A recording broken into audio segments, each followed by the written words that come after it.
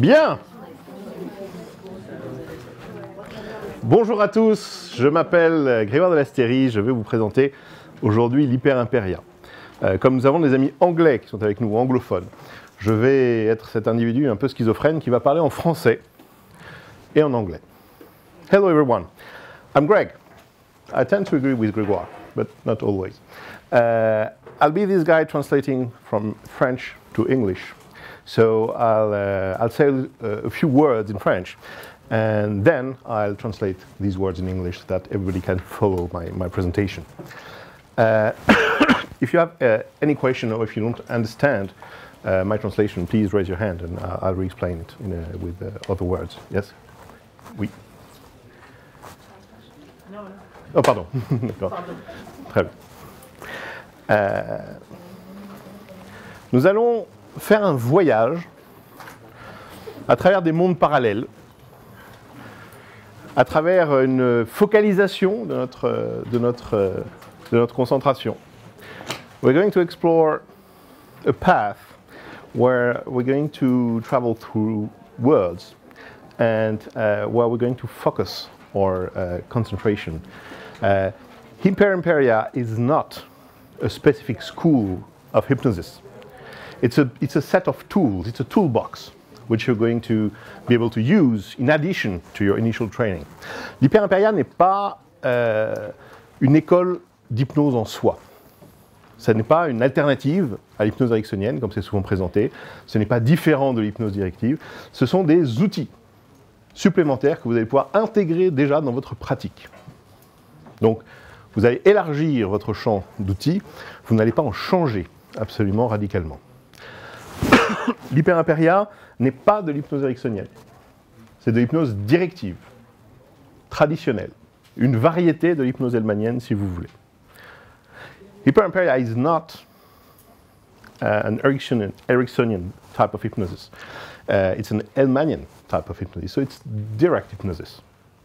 So it might feel a bit strange if you're used to Milton Erickson, because many things we will be doing in Hyperemperia are exactly what we try to avoid as practitioners usually. Beaucoup de choses qu'on va faire en Hyperemperia sont exactement l'inverse de ce qu'on enseigne, par exemple, dans un cours traditionnel d'Ericksonienne. Parce qu'on fait très exactement ce qu'on vous apprend à ne pas faire. Par exemple, en ericksonien, on va vous parler d'une forêt qui a une certaine couleur, qui répond à une certaine luminosité. Et je ne sais pas quelle est cette forêt, mais vous, peut-être que vous la connaissez. Là, on est en ericksonien. En Hyperemperia, ça va être, il y a une forêt de peupliers. On est à la fin de l'automne. Donc il n'y a pas de vert. Il y a surtout c'est un peu rougeoyant. Il y a 15 arbres et un arbuste. On va être très très précis. In Ericksonian hypnosis, you tend to say, okay, there is a forest. And this forest, I don't know how you see it. It has a size, it has different colors, it has a specific light. And you know which light, I don't know that. In Hyperemperia and directive hypnosis, we're going to tell you there are 15 trees. There are oaks. And it is late autumn, etc., etc. So you reduce the capacity of your client to create his own image. Or at least initially, that's how you see it when you come from Ericksonian hypnosis. Quand on vient de l'hypnose ericksonienne, on pense que cette technique-là réduit considérablement la capacité de laisser l'imaginaire s'exprimer. Et en fait, c'est faux. Parce que si je vous dis qu'il y a 15 arbres, vous allez voir 15 arbres. Si je vous dis que ce sont des peupliers ou autre chose, vous allez voir des peupliers. Mais je ne sais pas quels peupliers. Je ne sais pas quelles vont être les formes des branches. Je ne sais pas quelle est leur disposition. Parce que je ne vais pas passer 1h30 à vous expliquer très exactement, arbre par arbre, comment il ressemble, à quoi il ressemble. Donc en fait, la directive est quelque chose qui permet d'orienter la transe de manière précise, de savoir vous en tant que thérapeute exactement où vous êtes, mais ça laisse quand même le champ à l'imaginaire de votre client. Direct hypnosis still leaves a wide range of interpretations. You might feel initially that you're reducing the capacities of your client's imagination. That's not totally true, because you're not going to spend 2 hours explaining to your client that those 15 trees are like this and like so. You're going to tell this is a tree like this, like that, and you're going to carry on. And your client is going to create his own image of these trees. You just precised exactly what your client is going to see. So as an hypnotist, you know exactly where you stand. You know exactly where your client is. And that helps you to guide him. So this is the main difference between the classic hypnosis and Ericksonian hypnosis. And again, Hyperemperia is part of the classic hypnosis. Who created Hyperemperia? That's Mr. Don Gibbons. Mr. Don Gibbons is a young lad of 80-something years old. Still alive. But it's very important to tell you about Don Gibbons because it has a huge influence on how he created Hyperemperia. Hyperemperia a été créé par Don Gibbons. C'est important que je vous parle de Don Gibbons parce que son histoire personnelle, le temps dans lequel il a développé l'Hyperemperia, a un impact direct sur ce qu'est l'Hyperemperia. Don Gibbons est un praticien d'hypnose directive. Don Gibbons est quelqu'un qui a plus de 80 ans aujourd'hui. C'est un psychiatre, un psychologue américain, qui a travaillé en prison, qui a travaillé à l'hôpital, donc avec un public dur, un public capable d'encaisser un certain nombre de choses que le client lambda dans votre cabinet ne va pas encaisser. Et on va le voir dans certaines techniques. Certaines techniques d'Hyperemperia, je vous encourage évidemment à lire ces livres, mais ne transposez pas ces livres directement dans votre pratique. Certaines de ces techniques sont littéralement dangereuses. Je vous en donnerai quelques exemples. Don Gibbons is an American psychologist who worked in prison, not as an inmate, as a psychologist. He worked in hospitals, and his clients were very hard men. So some of the techniques he used are quite rough. So please don't use them in your practice. I'll give you an example. To treat traumas, we have several options in hypnosis and even more in NLP. But Don Gibbons is telling you to just regress just before the trauma of your client. Then you absolutely associate your client to the trauma so that can relieve his trauma fully, which is traumatic in itself. And once the person has lived again through the trauma, Don Gibbons is very happy. He says it's better.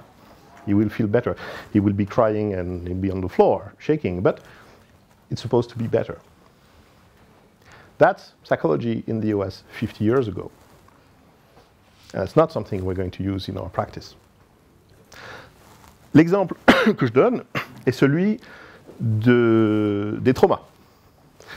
Don Gibbons nous dit, le trauma c'est très simple, vous revenez au trauma de votre client, vous lui faites revivre totalement le trauma, donc c'est toujours agréable.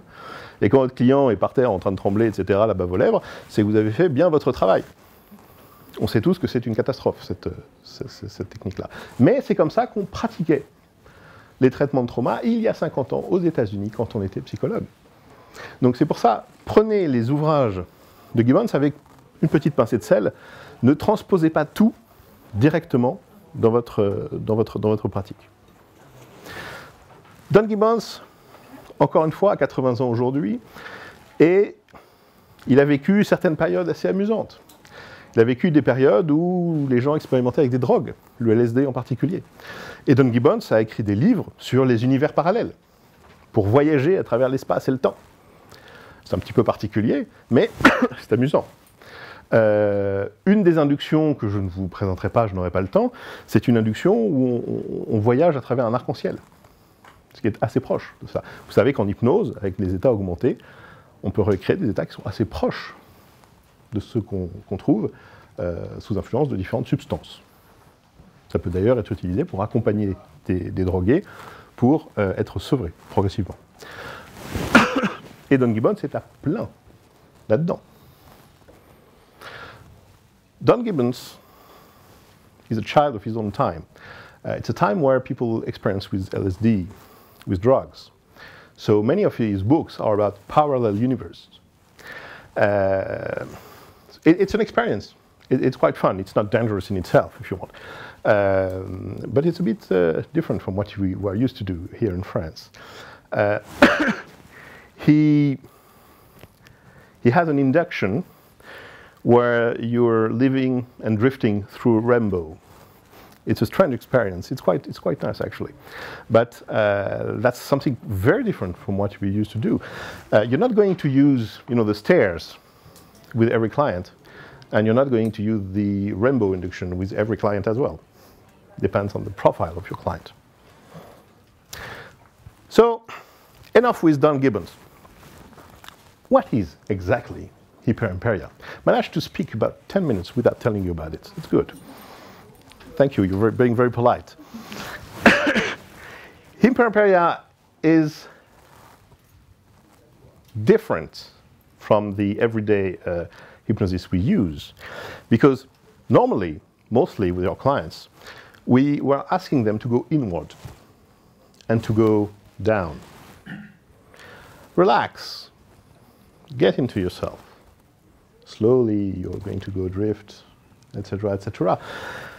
Hyperemperia is exactly the opposite. You are here. You're not exactly relaxed. In fact, you can be very active. And slowly, you're going to expand your consciousness. Please keep in mind this room. And once your client has the room in mind, then he's going to take consciousness of the rooms outside. Then the building. Then the district. Then the town. And slowly, you're going to saturate your client.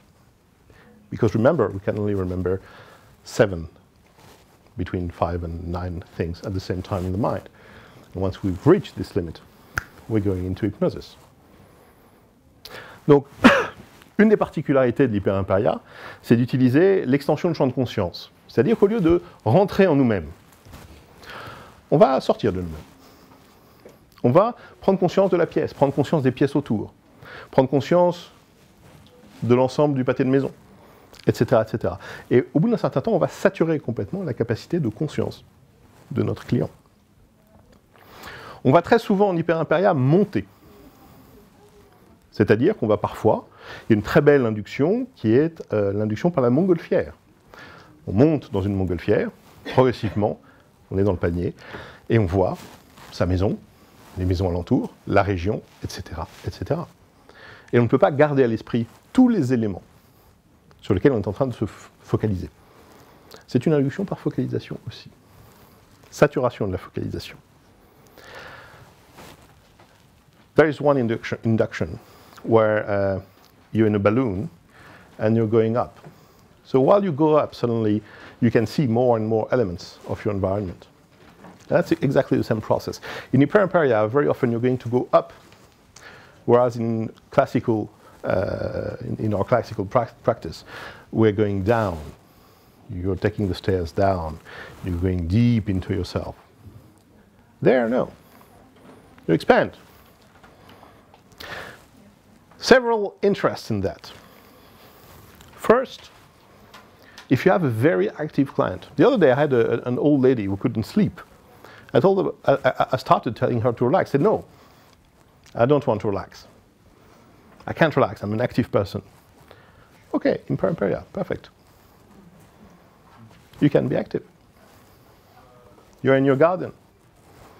You play tennis, whatever you do in your garden. And then you're going to find either a balloon or an animal, a bird. You're going to become the bird and you're going to fly. There's no need to go through this very slow process of, keep calm, take a deep breath, type of things. Premier intérêt de l'hyperemperia, vous pouvez travailler avec des gens qui sont actifs, qui n'arrivent pas à se calmer, qui ne veulent pas se calmer. Se calmer les énerve.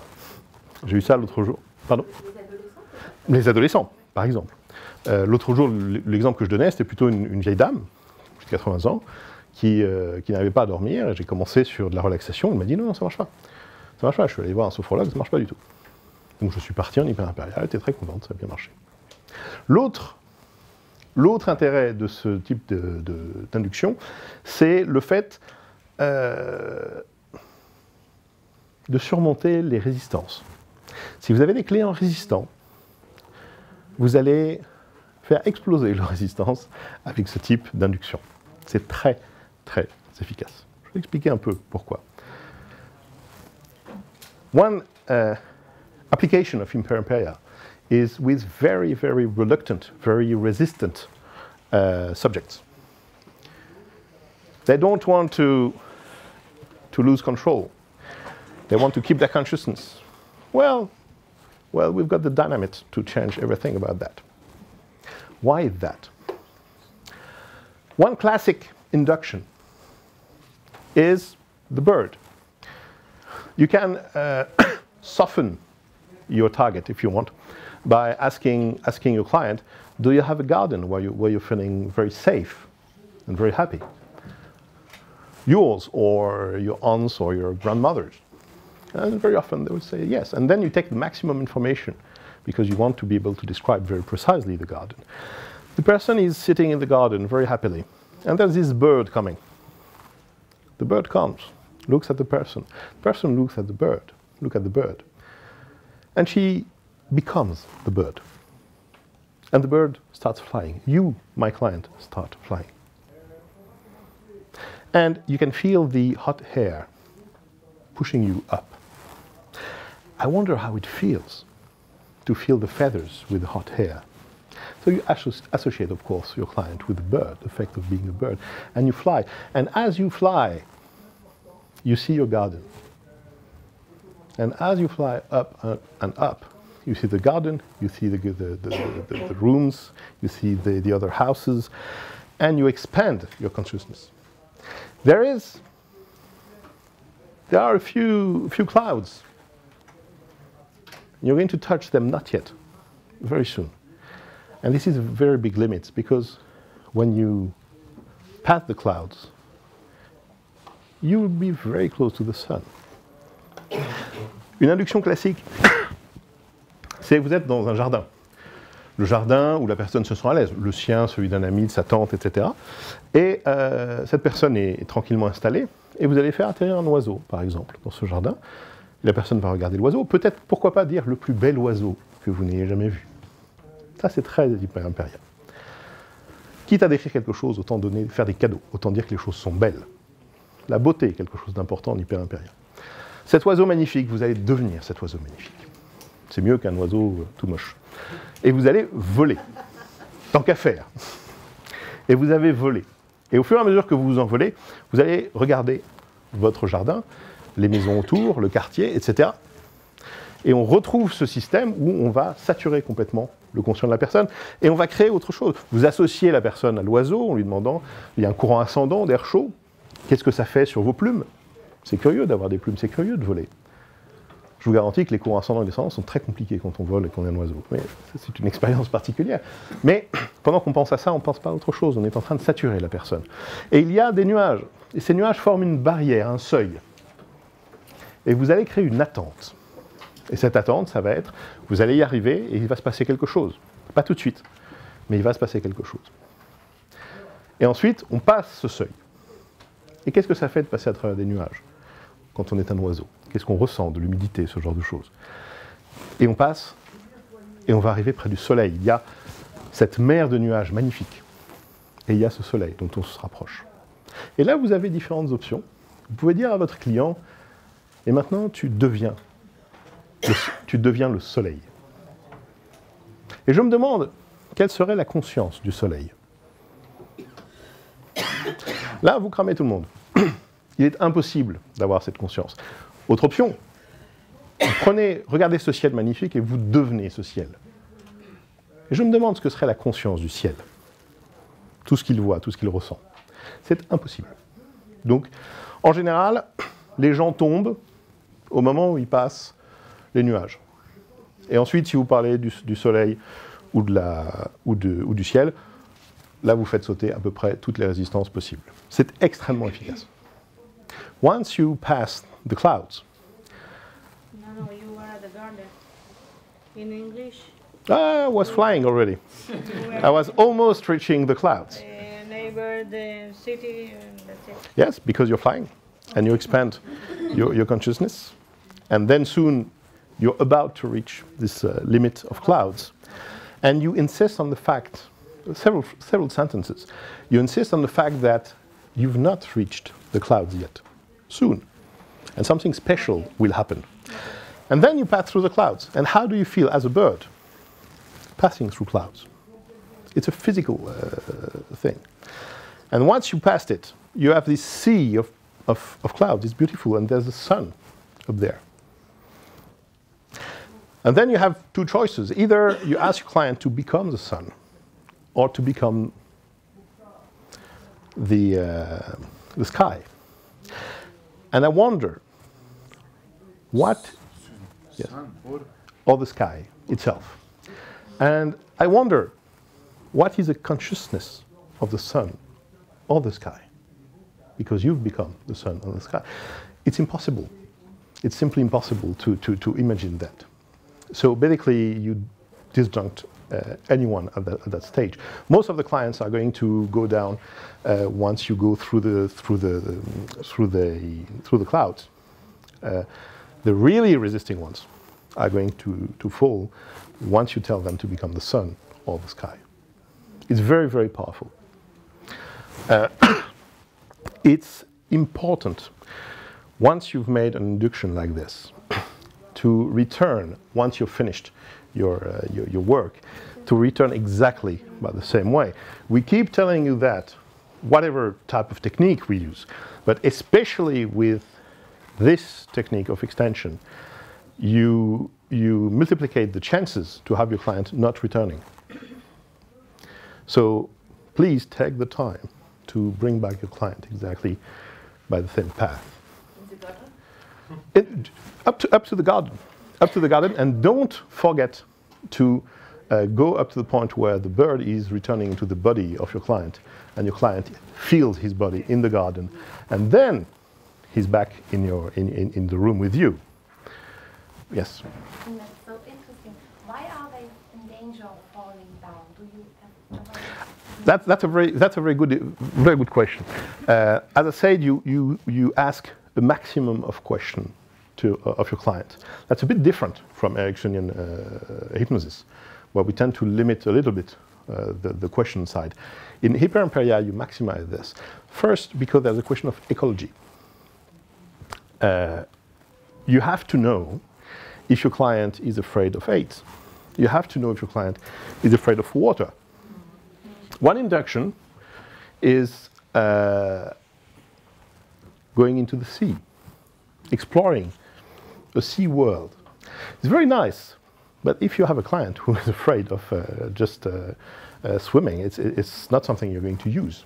So you have to spend a little time with your client. If you choose to associate your client with the sun, many clients will not go for that, because their representation of the sun, symbolically, is not something they want to associate with. Some of them will say, but I will get burned. So you must have a chat with the client. Do you have a garden? Are you afraid of animals? Are you afraid of birds? Yes. Okay, we're going to choose something else. Are you afraid of AIDS? Are you afraid of... Yes? S'il y a une peur du vertige, vous allez... L'oiseau, on va passer par autre chose. Une autre induction, par exemple, par la plage, que je vais vous présenter tout à l'heure. Voilà. J'ai une question, parce que ça pas tout à fait vrai. Une fois que tu deviens le soleil et éventuellement le ciel, qu'est-ce que tu fais après? Alors après, on arrive sur le plateau thérapeutique. Ah, d'accord. Et ça, c'est encore une chose que je vais présenter ensuite. Tu calibres qu'il est vraiment en France. Exactement. Imagine qu'il ne soit pas en France au niveau du soleil. Alors à ce moment, il commence à sentir le brûler. Enfin, je sais pas. Tu calibres. C'est qu'il est en transe. Non, mais qu'est-ce que tu ferais, imagine? tu calibres Oui, et tu repasses sur une autre induction. sur une autre induction, d'accord. Voilà. The question was, what happens if this person is not in France at that step? You just find another induction. It's very rare that we find that. Again, it's very effective at putting people down so that you can work directly on the therapeutic plateau. One thing which is a bit different from the traditional hypnosis, depending on the topic your client has, the induction could be used as part of the therapeutic work. Let me explain.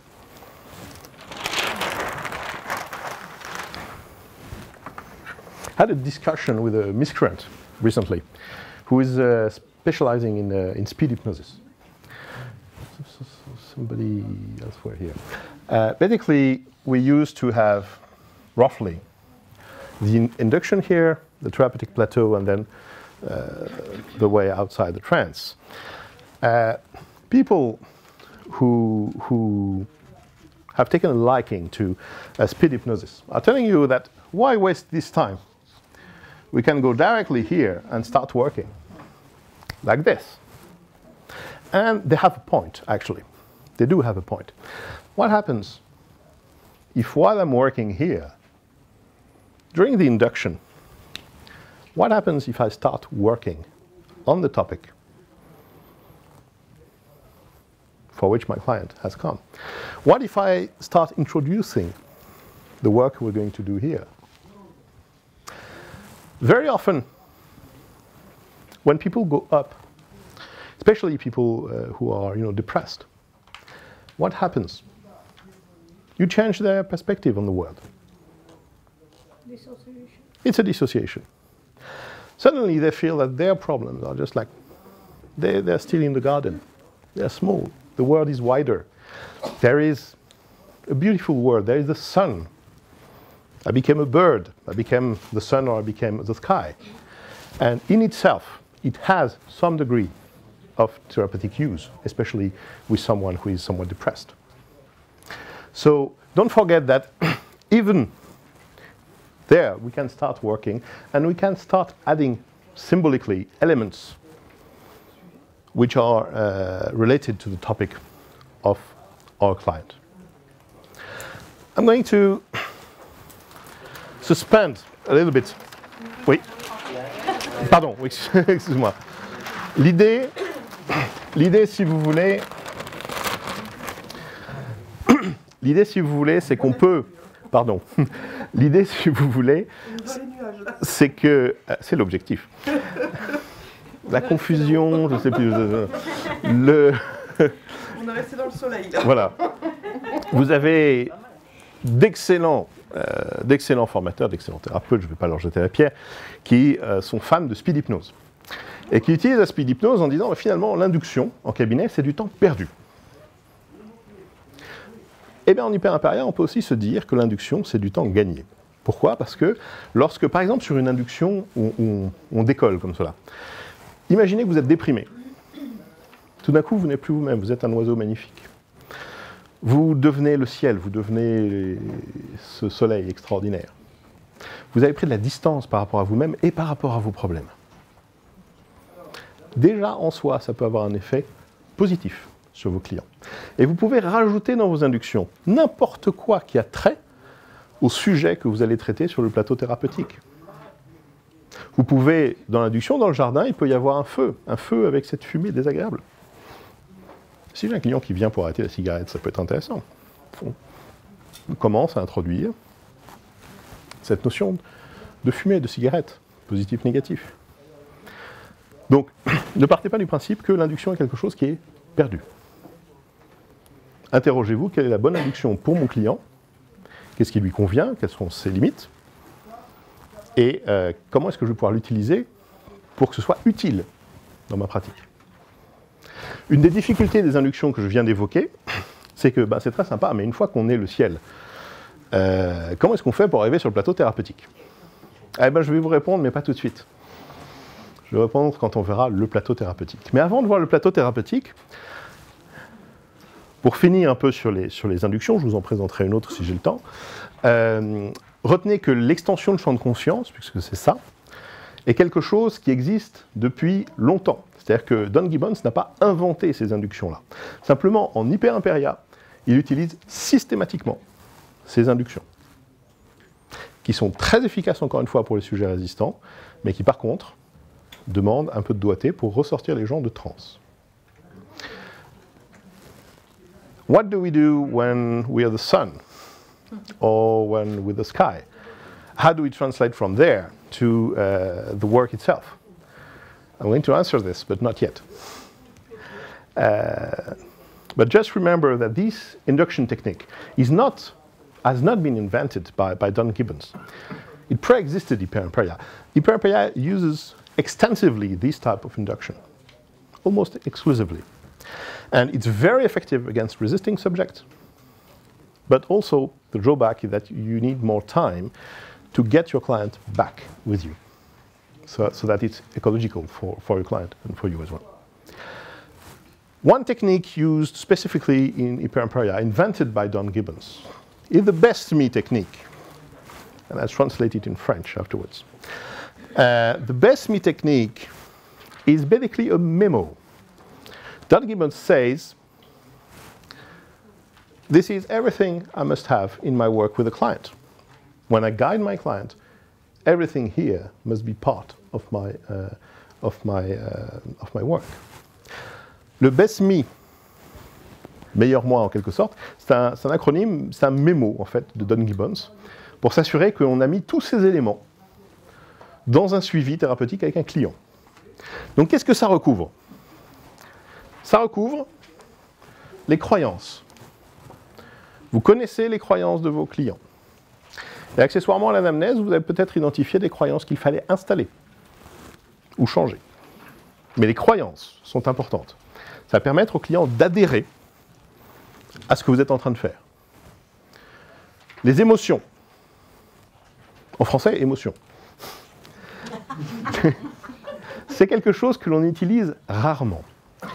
Sachez que, for our English friends, I go through the entire thing in French and then I translate in English. Les émotions, c'est quelque chose qu'on utilise très peu en ericksonien. Sachez qu'on peut faire des inductions avec les émotions. Les émotions vont venir augmenter le travail que vous êtes en train de faire. Je fais un test avec un étudiant qui était absolument volontaire, en fin de maître praticien, dans un cadre un peu sécure. C'est une induction par saut à moto. Donc la personne était sur sa moto et s'imaginait en train de s'approcher d'un tremplin gigantesque. Et je ne lui avais pas dit ce qu'il y avait derrière. Et mon client s'est mis à transpirer un petit peu, etc. Donc j'ai un peu régulé la vitesse. Et au moment de partir, je lui ai dit qu'il y avait de la mer derrière, que sa moto partait dans un sens, etc. Et à la seconde où la personne a décollé, elle était partie en transe. Je l'utilise en auto-hypnose sur moi-même. Vous voyez les sauts à ski avec les grands tremplins, je m'imagine en haut du tremplin. Ça me crée une petite anxiété et ça facilite considérablement le départ en transe. Donc ne sous-estimez pas les émotions. Les émotions... Ça bloque pas, ça bloque pas. Tout est une question de dosage. Gibbons va très très loin là-dedans. Oui. Quand tu parles d'émotions, les exemples que tu as donnés, c'est surtout des émotions très limitées, parce que c'est la peur, l'anxiété, la crainte. Tout à fait. Quelque chose qui va faire disjoncter la personne. Tout à fait. Et il peut aussi jouer sur la splendeur, l'émotion sur la beauté. Donc c'est des émotions très extrêmes. Plus elles sont extrêmes, plus c'est efficace, avec le risque effectivement de le doser pour que la personne ne sorte pas. Okay. Just for English friends, so that you're not lost. We're speaking of the best me technique, so I'll go directly. One important thing is the beliefs of the client. You have to respect the beliefs of your client. Or you have to identify the beliefs you need to change or to challenge in order to reach your objective again. Everything here, like in Ericksonian hypnosis, is subject to the objective, therapeutic objective you want to reach. But the beliefs of your client are fundamental. Then you have the emotions. And the emotions, you can play on the emotions of your client so as to deepen the trance, to associate your client with exactly the work you're going through. As an example, Don Gibbons has one script, because again, we're in directive hypnosis, it's a scripted hypnosis. You can take a script, change it, make it an Ericksonian one, but originally it's a script. One script is in Egypt, long ago, at night. The guards guarding the pyramids, in front of which you're standing, are away for a few minutes. If they catch you, you're dead. And you're going to go deep into this very dark tunnel. And you don't know if you're going to escape alive from there. So you see, he goes very far in playing with the emotions. You can't do that with any client. That's not something we're used to. Un exemple que je donne, c'est un script de Gibbons où on est il y a bien longtemps en Égypte, de nuit, avec des gardes qui gardent la pyramide dans laquelle vous êtes, qui ne sont pas là, mais qui vont peut-être revenir, et s'ils vous attrapent, ils vont vous tuer. En état d'hypnose, c'est très sympa, hein, évidemment. Et vous allez rentrer dans ce tunnel obscur et inquiétant de la pyramide. Donc voilà, ce qui peut être, c'est un des scripts les pires, hein, je vous rassure, mais c'est quelque chose qui n'est pas neutre, du tout. Mais pour avoir été sujet sur ce genre de choses, ben, finalement, vous créez cette anxiété, et vous créez cette attente, j'y reviendrai, et ça vous permet de vous associer complètement à cette expérience. Mais attention, vous ne faites pas ça encore une fois avec n'importe qui, n'importe comment, et juste pour vous amuser. Ou alors vous le faites tout seul sur vous-même, et vous savez que c'est pour vous amuser. Oui. Ça peut être interactif, c'est-à-dire tout à fait. Le thérapeute va se réajuster en fonction de Tout à fait. suggestions même du client. Tout à fait. On peut rentrer dans l'histoire, Tout à fait. raconter une partie, Oui. on rebondit dessus. Tout à fait, mais là on rentre en ericksonien. Parce qu'encore une fois, ce sont des scripts en hypnose Hyperemperia. Gibbons dit adapter mes scripts. Maintenant, voilà. So, les émotions permettent d'associer le client. Bon, ça permet de le faire partir et ça permet d'augmenter l'expérience qu'il est en train de vivre. Donc vous gardez votre client avec vous. Mais attention, encore une fois, toujours la question, pourquoi est-ce que je fais ça? Dans quel objectif? Et ça doit être un objectif écologique. C'est pas simplement pour faire transpirer mon client et voir comment ça fait. I was saying, we can play on emotions. You deepen the trance. You associate your client with the experience. But again, why do you do that? What is your objective? It has to be ecological. It has to be in the interest of your client. Senses. Senses, it's exactly what we used to do. It's basically what you see, what you feel, how you are, how you breathe. That's common. The thoughts, and that's a difference with our traditional hypnosis, which is permissive hypnosis. Traditionally, you're never going to tell your client, you're on the path and you carry on and you think that and that and that. No, you're never going to tell your client what to think. In Hyperemperia, you do. You're going to tell your client what they feel. You're going to tell your client what they think exactly at that moment. You're going to guide the thoughts of your clients simply by telling him, you are there at this moment, and this is what you think. Again, it's a way to guide your client exactly where you want. It's very offensive for most of us because we're trained to say, no, the client is king. You're there, but I'm not sure where exactly you are, and I'm not sure exactly what you think, but blah, blah, blah, blah, blah. What happens if you have a client who is very depressed, who tends to see the world as something awful, as something dark? If you can guide him, if you can tell him, in this situation you feel great, you feel joy, suddenly you're going to put your client in a situation where he sees things differently. And that might have therapeutic interest. So don't dismiss this technique immediately. It's a dangerous technique. Don't become a guru, telling your client to think that and to, you know, give you their credit card. Ne devenez pas des gourous. On peut guider les pensées de nos clients. Avant les sensations. Sensation, rapidement, c'est exactement la même chose comme en ericksonien, c'est-à-dire les sens, ce que vous voyez, ce que vous sentez, ce que vous écoutez. Les pensées, c'est très différent par contre. En ericksonien, on ne dit jamais ce que les personnes pensent. En Hyperemperia, on dit, le client est là, voilà ce que vous pensez, voilà ce que vous faites, voilà ce que vous dites, et c'est quelque chose à laquelle on n'est pas du tout entraîné. Mais prenez l'exemple de quelqu'un qui est déprimé, qui voit tout en noir. Si tout d'un coup vous lui dites, tu es dans cette situation qu'il a peut-être déjà connue, et là tu vois les choses bien, tu prends plaisir à être avec cette personne, tu vois ces choses et tu découvres que c'est magnifique. Peut-être que vous allez changer un peu la perception du monde pour votre client qui en a besoin. Et si vous passez en ericksonien avec cette personne-là, bah, elle va voir exactement ce qu'elle veut voir, c'est-à-dire quelque chose de moche. Donc, n'hésitez pas à utiliser cela. C'est quelque chose de dangereux, parce que vous pouvez tourner au gourou de secte, évidemment, avec ça. Mais, faites attention à trouver un équilibre et à toujours respecter l'écologie pour votre client. Confiance à l'inconscient dans la manière qu'on actionne. Pardon ? On fait moins confiance à l'inconscient quand on actionne. Oui, très clairement. On est moins attentif à ça. Quand vous regarderez les scripts,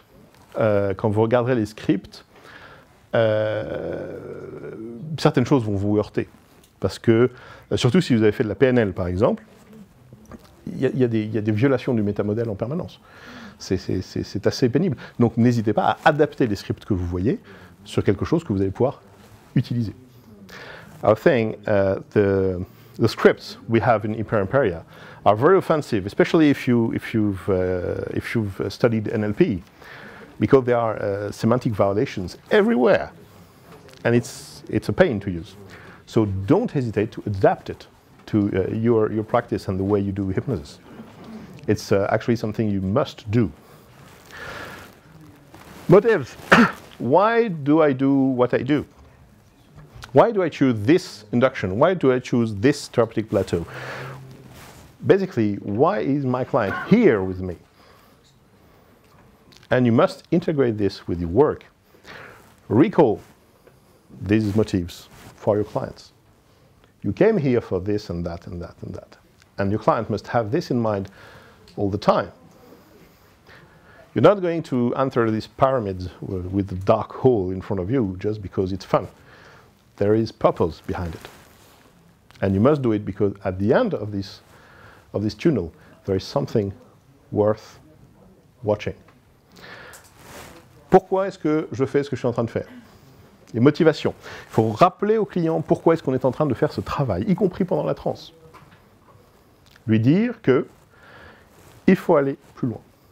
Je fais une petite correction.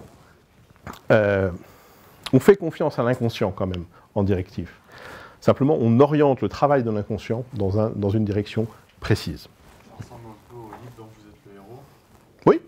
C'est une histoire, Oui. ce qui se passe. Tout à fait. Dans nous, Tout à fait. Tout à fait. Et on peut guider notre client exactement à un endroit particulier. Oui. Son motif, justement. Oui. On est presque dans l'appui à la détermination d'objectifs. Attention, on a déjà déterminé l'objectif. Et on rappelle cela. Comme on le sait, l'objectif lui-même au cours de la séance peut évoluer, mais on va rappeler l'objectif initial qu'on a défini avec notre client. Dans l'induction. Ça a déjà été déterminé. Dans l'induction, pendant le travail sur le plateau thérapeutique, et je vais venir au plateau thérapeutique, vous allez comprendre comment est-ce qu'on le fait. C'est un peu différent d'Ericksonien, encore une fois. I'm going to explain exactly what we do in the therapeutic plateau. It's a bit different from Ericksonian hypnosis as well, because one is going to tell me, but how do you tell your client you're here because of that when you're working on, I don't know, reframing in trance, that type of things. It's a bit different. I'm finishing with expectations, and that's with emotions. To my sense, one of the most important things. Remember the clouds. You've not reached the clouds yet. You will, and something will happen. You generate these expectations. After an induction, as an example, after the stairs, as an example, you've reached the end of the stairs, and there is a door. It's the most beautiful door you've ever seen. Why not? Why just a door? It's one of the most beautiful doors. It's a door of your inner self. And behind this, there is your subconscious. And we're going to work there. And we're going to go there, but not yet. You can almost touch the door, but not yet. And once you're going to touch the door and open it, something will happen. And by doing that, you increase the chances that the person is going to feel there is a before and an after. There is a before, I'm conscious, and the after, I'm somewhere else. And the more you create portals in a way like this, the more you increase the chances for your client to just go deeper and deeper in trance.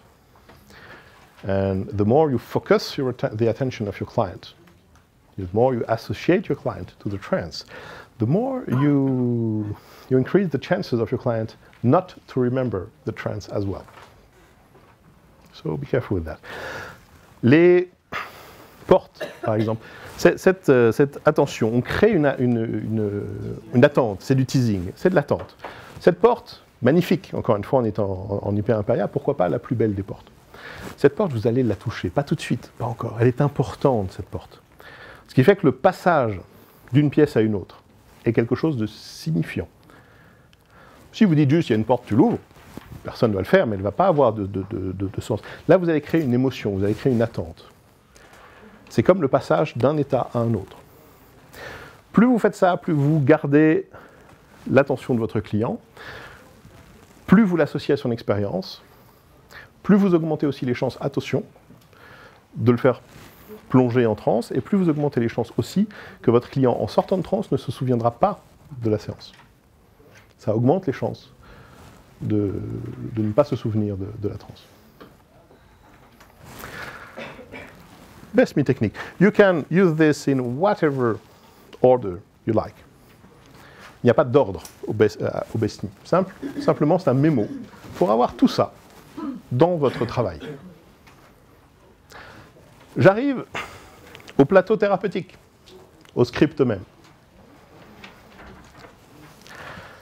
Qu'est-ce qu'un script en Hyperemperia? C'est une gigantesque métaphore, avec des sous-métaphores.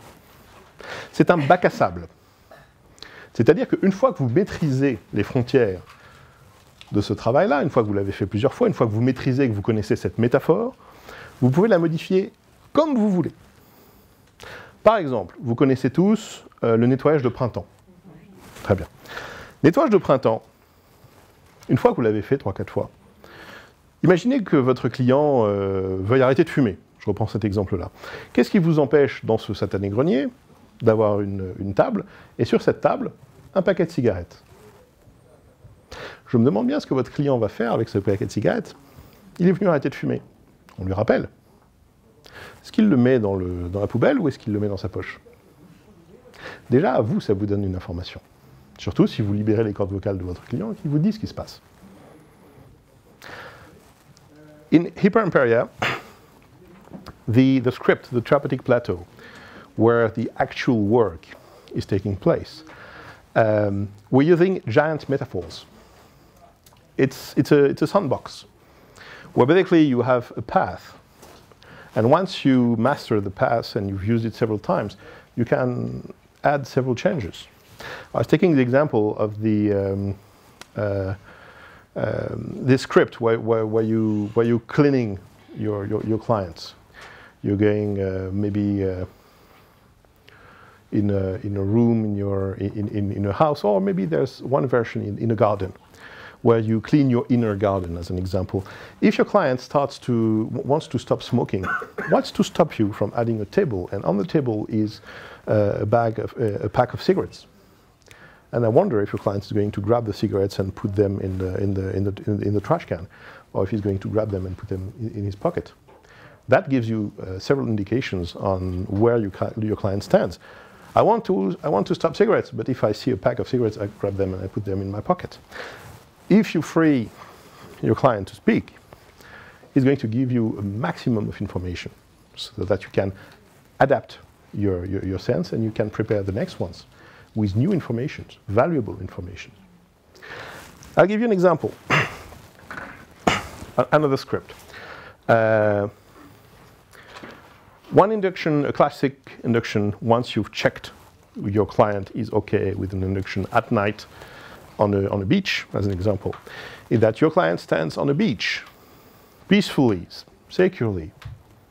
You've checked that it's a beach in, I don't know, in Thailand as an example, because if you describe a beach in Thailand and your client is thinking about a beach in Iceland, the experience is going to be different. So you get a maximum of information, and you describe this beach, and the client has very little capacity to see because it's dark. It's at night.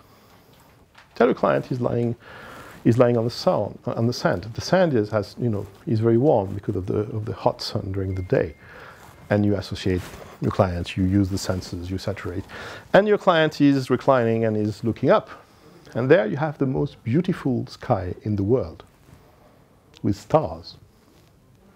Why not go through an element which is pleasant?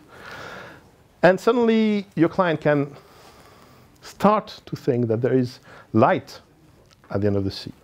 It might be the sun rising, not yet. And as long as the sun rises, suddenly there's more light. And because there's more light, look, your client can suddenly see some shapes. Not colors, shapes. And then you see more shapes. Your client can take consciousness of the entire beach, and then he sees the colors and the lights. It's a classical induction with an extension of consciousness. Un exemple d'induction, c'est sur la plage, la nuit. Votre client est allongé sur le dos, sans évidemment le sable chaud, etc., etc. Et il regarde le ciel. C'est l'un des plus beaux ciels qu'il ait jamais vu. Pourquoi pas? C'est agréable. Et ensuite, votre client sent que le soleil commence à se lever. Pas tout de suite, mais bientôt. Et vous avez de la lumière qui commence à apparaître. Et cette lumière permet de voir des ombres proches. Et puis petit à petit, on voit des ombres de plus en plus éloignées. On voit toute la plage, et puis on commence à voir des couleurs. Et puis les couleurs deviennent de plus en plus vives. Et encore, là, de cette manière, on sature le conscient de votre client. À partir de là, vous pouvez tout à fait imaginer que sur un bout de la plage, il y ait un bosquet, des arbres, une forêt, et que votre client va être amené là. Si vous étiez un oiseau et que vous êtes devenu le ciel ou quoi que ce soit, peut-être que ce ciel peut devenir un voyageur. Un voyageur qui serait sur une plage ou n'importe quel endroit, dans une forêt par exemple, et vous revenez au même endroit. Once your client is in a trance, you can easily take him from the beach to one side of the beach when there is where there is a small forest, as an example. If your client has not gone through the beach, but he's the sun or the sky, you can tell him that the sky can become a traveler, and the traveler can become a traveler on a beach or elsewhere in a forest. And basically, you're reaching exactly the same point. So whatever the induction you're using, you can reach the same point where you can start the therapeutic work. Once your client is there, it's a metaphor. As an example, your client goes through this forest, and at one point there's a clearing. In this clearing, there is a small elf. Yes, an elf. Who greets your client and tells him, "Hello, I'm Gondor. You're in my magic garden. I'm happy to see you. You're totally, absolutely safe here. But remember, it's a magic garden." On traverse la forêt et on se retrouve dans une clairière, et là, il y a un elfe qui vous attend, qui vous dit: "Bonjour, je m'appelle Gondor. Vous êtes dans un jardin magique où tout peut arriver, même le changement. Et je vais vous protéger. Vous êtes en sécurité ici. Et je vais vous accompagner." Et là, vous pouvez arriver devant une espèce de petite mare. Et dans cette mare, vous apercevez qu'il y a un reflet magnifique. Et vous vous penchez, vous client. Et vous regardez votre reflet. Et là, il se passe quelque chose d'étonnant. Ce n'est pas votre reflet. C'est le reflet de la personne que vous voudriez être. Et ce reflet est indépendant de vous, et ce reflet a un message pour vous. Il a quelque chose à vous dire. un message qu'il veut vous donner depuis longtemps et que vous pouvez entendre. Et là, on rejoint un peu l'éricksonien, c'est-à-dire qu'on ne va pas dire au client le message exact qu'il doit entendre. Attention, ça peut être assez choquant pour certains clients. The first step is you go near a pond, and the pond reflects whatever is in the garden. And you watch the pond, and you see your reflection, but only it's not your reflection. It's a reflection of the person you would like to be. You, but just the better you. And this better you is going to talk to your client. Tell your client something very important that he needs to hear, and he's going to hear that. And then you continue your travel in the garden with Gondor. And you're going to see a small child who's going to go to your client and is going to tell him something very important from his youth, because the child looks strangely like your client. You know. And then there is an old man, a very wise person, maybe somebody that your client respects very much. And this person is going to tell your client something which he absolutely needs to hear. Vous pouvez rajouter un enfant qui va aller voir votre client, et cet enfant qui lui ressemble d'ailleurs étrangement à votre client, et qui va pouvoir lui dire quelque chose d'important qui a trait à son enfance. Ensuite, vous allez voir un mentor, curieusement, qui est là, quelqu'un que votre client respecte, et qui va pouvoir lui donner un message très très important. Et votre client va l'entendre. Et vous pouvez continuer comme ça, vous comprenez le principe, vous avez ce bac à sable. C'est un rite initiatique. Vous pouvez rajouter tout ce que vous voulez là-dedans, avec votre gardien, qui est Gondor, l'elfe, et qui vous accompagne. Et vous allez repartir, quand vous aurez fini, par la forêt, et vous allez redevenir le ciel, si c'est ça que vous avez fait, ou vous allez repartir sur la plage. Et on refait exactement marginalement plus rapidement, mais en ralentissant sur les dernières minutes, pour bien calibrer que votre client revient, et lui laisser le temps de revenir à son rythme. Basically, you've understood the principle. It's a sandbox. You can add how many steps you'd like to add, whatever topic. You can include in this any protocol you've learned, basically, on a symbolic form. And then, once you're finished, you get out of this garden, as an example, and you go back to the beach, or you go back being the sun or being the sky, and you take time to bring back your client, especially taking time in the latest minutes, calibrating your client so that you're sure he has come back. But that's the beauty of it. This is just but one simple protocol I'm giving you. There are dozens. This one is very funny and cute with a little elf. There are others, like the one with the pyramid. What is the finality of the one with the pyramid? Basically, you've created this anxiety. It's very much like Indiana Jones, if you want. I believe he had that in mind. You've reached the center of the pyramid, and there is the treasure room. And the treasure room, there is one item specifically for you. And this is the one item you're going to grab and you're going to take back with you, because that's one item that represents something for your client. It's how to get resources. La pyramide, vous allez simplement arriver à la salle du trésor. Et dans la salle du trésor, il y a un objet qui symboliquement a une signification pour vous et qui représente quelque chose que vous n'aviez plus et que vous pourriez réavoir. C'est des ressources que vous allez chercher. Mais comme cette ressource, vous avez créé des obstacles, vous avez créé une attente, vous avez créé une anxiété d'être pris, il y a un enjeu. Cette ressource est d'autant plus importante pour vous que vous avez augmenté un petit peu la pression initialement. Donc, tout le travail en Hyperemperia va être de doser ce genre de choses pour votre client. Si le message dans le reflet était très impactant et que c'est choquant. Tout dépend de la réaction de ton client. Si c'est tellement impactant que la personne ressort, ça peut être ça au pire. Mais quelqu'un qui ressort de transe redescend très bien en transe. Mais ça te donne toujours une information. Encore une fois, un protocole qui ne se termine pas n'est pas un protocole raté. C'est un protocole que vous avez réussi. Vous avez mis en valeur un blocage. Et au lieu de chercher pendant je ne sais pas combien de temps à trouver ce qui cloche avec votre client, il vient de vous donner l'information que c'est là très précisément à cet endroit qu'il y a quelque chose. Donc c'est une très très belle réussite. On lui fait écrire, on le fait verbaliser, par exemple Vous pouvez choisir à tout moment de laisser votre client parler. Vous pouvez choisir de fonctionner avec du signaling. En sortie de transe, votre client peut vous dire « Ah, c'est fou, j'ai vu ça, ça, ça, ça, ça, et puis il y avait mon oncle dans le jardin, etc. » Vous écoutez, c'est intéressant de l'avoir, mais à aucun moment vous n'interprétez.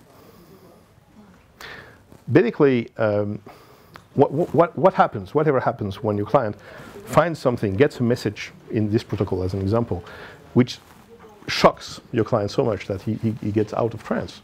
Well, if he gets out of trance, he can go back. Plus, again, remember that a protocol which is interrupted is not a failed protocol. It's a success because you've identified precisely what's wrong with your client, or at least one element of what's wrong with your client. So the next seance, you're going to target exactly this point, and you're going to help your client solve, because that's your client solving it, not you, his issue. So it's good news. Yes. Dans les choses à dire, Mhm. dans les choses que les personnages peuvent lui dire, c'est les réelles choses qu'il est venu chercher ou on laisse faire Ça a souvent trait au sujet que tu lui donnes, on mais verbalise réellement, souviens-toi que tu lui rappelles encore et encore et encore pourquoi est-ce qu'il fait ce voyage. Donc en général, les messages qui sont reçus pendant ce genre de voyage sont assez orientés. Vous avez des variétés, encore une fois, de protocoles. Vous avez des protocoles dans le désert, vous avez une fantaisie jungienne que j'utilise assez souvent. Souvenez-vous de Jung, le roi, l'homme d'honneur, le guerrier, etc., etc., le magicien, n'oubliez pas le magicien. Vous pouvez tout à fait amener votre client avec un château, une rivière, des ponts, par exemple. Et sur chaque pont, vous allez avoir quelqu'un qui peut laisser passer votre client ou l'empêcher de passer. Et à chaque fois que vous allez amener votre client là, vous allez dire que cette personne peut la laisser passer ou non, mais aujourd'hui, pour une raison que vous ignorez, cette personne-là l'empêche de passer.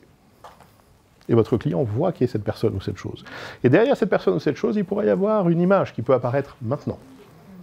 Et vous pouvez faire 3 ponts si vous voulez, puis le 4e, quand même, vous allez laisser la personne passer.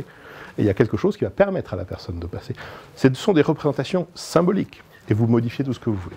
There is a Jungian fantasy, that's another protocol, where you're using the Jung absolutes, which is the warrior, the king, the magician, as an example. And you can basically play with a fairy tale. You have a garden, you have a river, and you have a castle. You can cross the river with a bridge, but on the bridge, someone is preventing you from crossing. And there's 1 bridge, 2 bridges, 3 bridges. And the person will see exactly what is the problem, what is the person or the problem preventing her from crossing. At one point, she will cross where someone is going to help her cross. You can add, modify everything. It's a very plastic technique. Et encore une fois, n'oubliez jamais que vous pouvez rajouter de la beauté dans vos protocoles, quelque chose de grand, quelque chose de beau, quelque chose qui permet de respirer. Et pour conclure cette présentation, je vous citerai Hölderlin qui disait « Être ici est une splendeur ». Et c'est grâce à vous, merci beaucoup. Thank you very much.